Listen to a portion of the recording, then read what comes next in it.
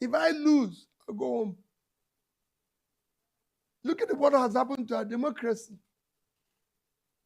It's not being destroyed.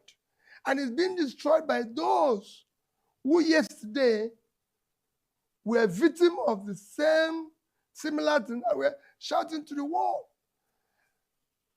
threatening to bring down everything if right things are not done. And then when you have opportunity, and that's what's surprising me in Nigeria, how people can be so or show commitment to a cause or promise something, and when they are given opportunity, they will fail dramatically. Nobody would have believed that today we will be where we are in this democratic process, considering the actors who are involved in governance today. Well, one of those actors is, of course, yourself. And the point has been raised, because you mentioned the issue of primaries. So the point has been raised that you yourself seem to have either a knack or the inclination for avoiding primaries. I mean, is that a fact? Because you didn't do the primaries in the PDP. You didn't do any primaries when you crossed over to the Labour Party. You were essentially anointed as a candidate. Charles, you don't have your facts correct. And they're saying that there was reluctant to do it now. No, the primaries in Labour. Clearly, it was held in Asaba. There were other aspirants. Yeah, but they all stepped down for you. No. Most of them. Most the prominent ones. Yes. I mean, the ones who could put up a challenge. And they gave a reason. Right. I didn't participate in the primary in the PDP. Right. Because I saw it was going in the wrong direction.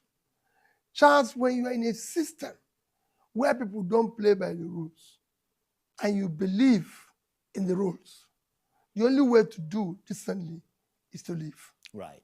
And that remains my position yesterday, today, and tomorrow. The Electoral Commission, INEC's decision to withdraw recognition from the David Mark-led leadership of your party, the ADC, it sparked obviously a swirling mass of outrage within the opposition. Do you believe INEC has overstepped its constitutional role? Totally. You were wrong. And it's even something one can imagine, because they were recognized yesterday. So what's so sudden now that brought about their reverse? Well, they said they were obeying a court order. I think they're wrong. That's where I was expressed. Right. Well, that's one of the things that will be decided by a court. And is this, as many in the opposition allege, and as you yourself have suggested just a hot second ago, a politically orchestrated move by the ruling APC? Do you detect political interference? I said that is what it is, completely, 100%. You don't agree with those who say that it is purely, and it could potentially be an issue of institutional overreach on the part of INEC, because, it doesn't, even if INEC does that, it doesn't necessarily involve the government itself. No, somebody's pushing them to do that. But do you have any clarity on that? Supported with evidence? Well, I've said it what I said. Everybody knows. I just gave you an example. Now, when we had a problem in Africa, President Yar'Adua decided, I don't want this. Even when the case was in court. And that was the end of it. A government that wants progress will support strong opposition, because it's critical. So despite the warnings from INEC, the ADC is going ahead with its national convention, the April the 14th, Tuesday, which is tomorrow, amidst all the internal leadership disputes within the ADC? Because we believe that what they did is wrong. So will you attend that convention? Definitely, I'll be there. Right. Are you confident that a convention held under these conditions will produce legitimate outcomes, or are you building on uncertain legal ground? Well, Charles, I'll be there tomorrow and will ensure that that convention, which started with the Congress, comes to a conclusion. Right. So are you, I mean, if INEC, for instance, ultimately refuses to recognize the outcome of that convention, will you accept that the process was flawed, or will you challenge the commission head on? I mean, which way would you be prepared to go? Let's see what happens when they take their decision. Right. Then we'll know where. Because, I mean, you're hoping that the Supreme Court will rule in your favor. Well, let's see what happens. Right. These days, you can't say nobody plays by the rules now. So you can't be sure of what is going to happen. I'm wondering what impact that might have on your own political sort of Charles, it's not about me. It's not about the individual. No, I understand that. No, it's not about me. It's not about anybody. Yeah, but it's about the integrity of our democratic process. Indeed. It's about society. It's about building a better society for us and our children. Right. So it has nothing to do with me personally. But we're all individuals within society. And the whole point of society and the democracy and so on is that it allows people to freely pursue their ambitions and their dreams and their careers. What would happen to your own if the ADC is... Charles, I've never done things or pursued everything, believe in my own ambition or just for me to be true. But I do it believing that it will help to build a better society. Mm. And if whatever they do, whatever they're doing, is destroying the fabric, the foundation, which we need for a better society. What I find interesting and almost astonishing is that in spite of all these problems that the ADC appears to be having, many people are still joining the party. Yes, because they know that what you're saying or what INEC is doing is wrong. We have said we want all oppositions to come together to build one strong coalition that will be able, because election in 2027 will be the government in power versus the people. So we are now coming to stand for the people. Claiming that mantle of standing for the people. Yes. Because I mean, you know, it's difficult for the people. I mean, it's one thing to say you're standing for the people, but are the people standing for you?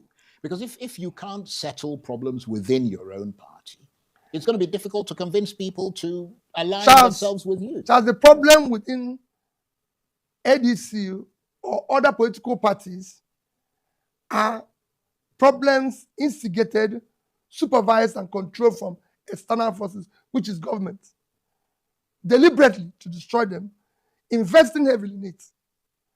There's nothing like having, I've heard this several times, people say, oh, if you can't control your house, if you can't control this, if you can't control your party, you can. No.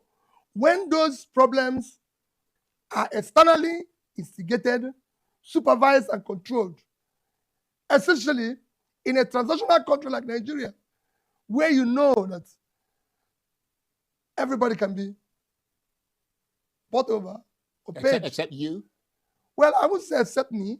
There are other people. Because what I'm saying, that sounds like you're, as they say, up the creek without a paddle. Because, I mean, what you're essentially saying is that we're in an impossible situation. You're in an impossible situation. Because you're never going to get the... I mean, if the people that you've got together with are all people who potentially can be bought over, not all, have no principles and have no ideology that they're fastidious with.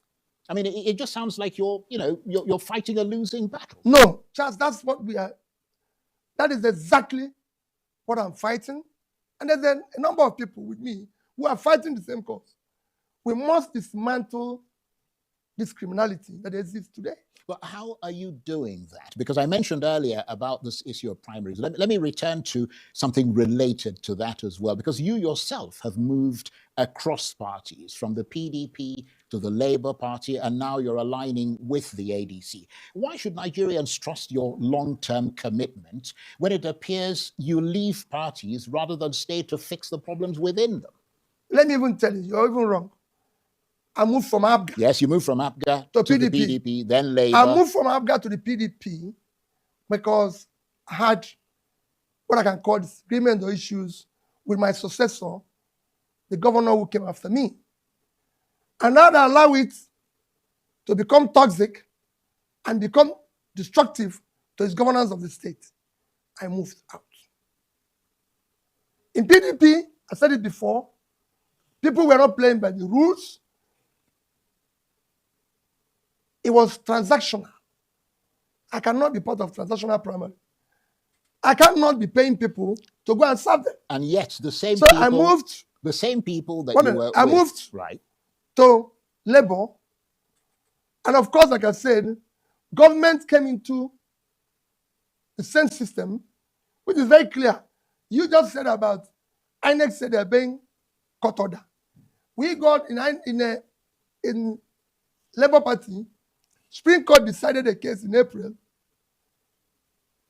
INEC did not recognize that judgment until 7th of January, 8 months after, because of the same process. You even see people who will be on the rooftop shouting and say, if Peter Obi cannot fix the problem in Labour, because they put fire in the house, and they were shocked that I was able to escape. So they thought I would be there for the fire to burn me. When I now escaped, they said, oh, if he cannot stay and put up the fire, which they put, and then I left. I'm in ADC with the same people. Yeah, the same transactional people you talked about from the PDP. Charles, I'm in ADC with the same people, some of whom are left in PDP and other parties. But we are going through the same process. If that process is again compromised, I'll speak out. Right, okay. But what is important is not what people are yesterday. Right. It's what they are today. Because they've seen where the country is going, and they can decide, no, we are not making sacrifice. Right. We will no longer go back to what we used to. Indeed, I understand the logic of the point you're making, but some would say that that exactly is the concern, that each move that you make is justified for some reason. You know, either a strategy or as, you know, getting away from transactional people or as something else. At what point does strategic movement begin to look like political inconsistency? And how do Nigerians know you won't move on again? You did say that you would in fact move again if this platform faces the same kind of challenge. Charles, if I have to move, well, I don't have a long time in politics, but if I have a long time, I have to do it 20 times. I'll do it exactly. I will not be part of, I cannot be talking about change. I cannot be talking about something new. Why being process of the same thing? You cannot use the process of yesterday to build tomorrow. I've never been involved in any form of rigging of election at primary level, at the election itself, and after that. No, I've never been part of paying people in judiciary anywhere to give me judgment that I do not deserve. I've not been part of this. You can go and ask the last INEC chairman. I never met him for one day because he's a referee. I'm a player, and I expect the referee to come to the field and do his job very well. If he chooses to do it wrongly, so be it. But I cannot be preaching change and doing the same thing. Yeah, I think a lot of people who support you would be re-inspired by what you just said. But you are, of course, now operating within the ADC. Yes. Can you realistically secure the ticket in a field that includes seasoned political heavyweights like Atiku Abubakar? And what happens if you don't? Would you be willing to step aside for a stronger coalition candidate in the interest of defeating the incumbent, President Tinubu? Well, let me tell you, Mr. Charles, we're a coalition. For me, what I believe that Nigeria requires now is a coalition of people who are willing to sacrifice everything. It's a coalition of competencies, coalition of capacities, coalition of people who are compassionate to tackle issues that Nigeria needs urgent attention today. That's what I see as that coalition. We are no longer going to be a coalition of people who are going to share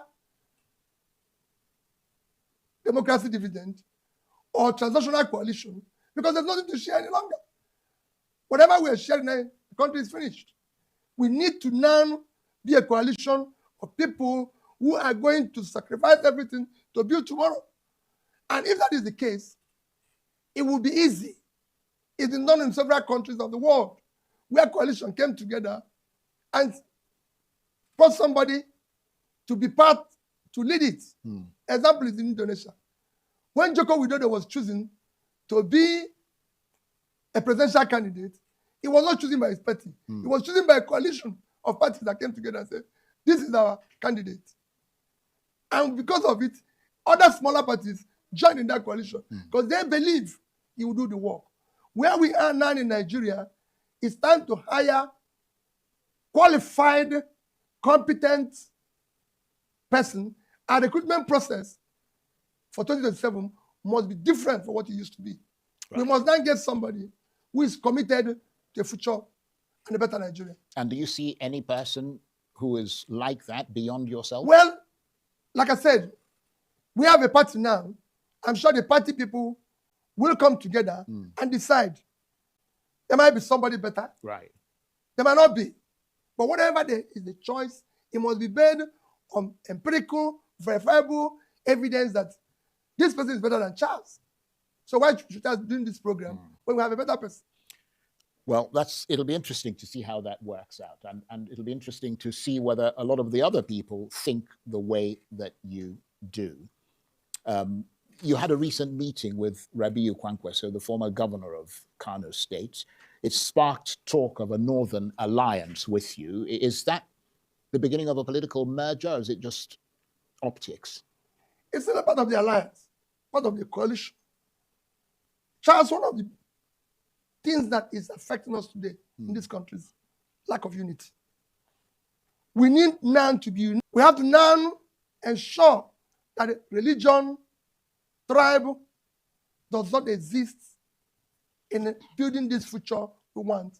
We need united, secure Nigeria where we can start conversing and discussing issues that will help us to build a better future.